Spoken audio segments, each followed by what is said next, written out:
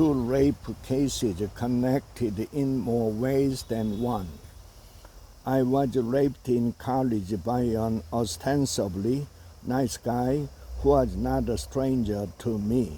I think that's a banal statement of fact, but if that sentence makes you uncomfortable, I understand why.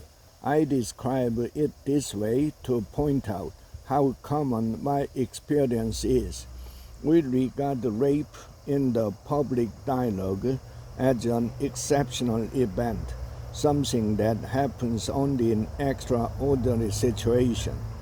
Pop culture, police procedurals in particular, have taught viewers to think of real rape as a thing that strangers do in dark alleys. But the reality is that most sexual assault happens in situations where the victims know their attackers.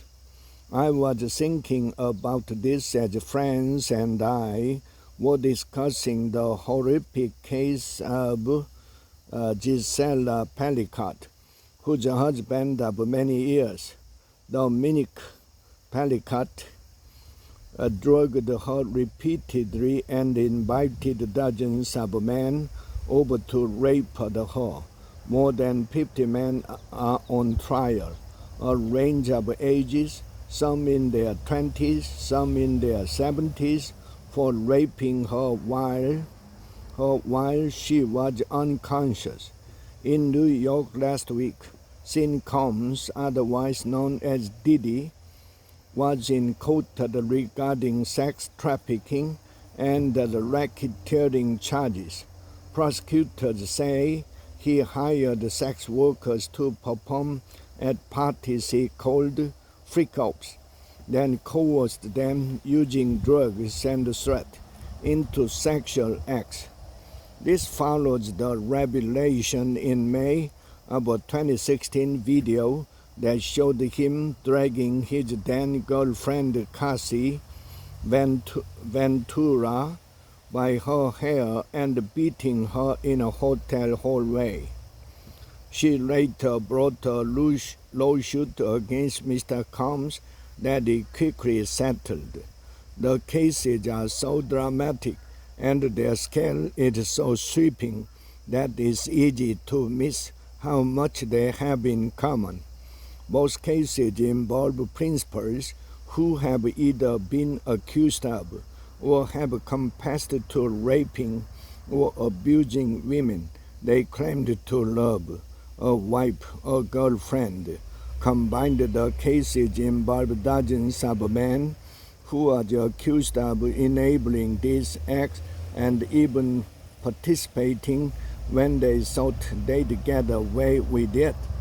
It's also easy to miss how much these cases have in common with everyday reality. It might seem obvious to say that men who abuse women dehumanize them, but pause for a moment to think about what it means on a literal basis. They believe women don't have the basic human characteristics like rationality and reason. These men also objectify women, which we all understand colloquially, but some psychologists define as associating women with things, viewing them primarily as bodies and not sentient beings with full humanity. The high rate of abuse that sex workers suffer and the specific crimes that Mr. Combs is accused of require believing that clients are not paying for the service, but rather renting an object with which he can do anything he wants.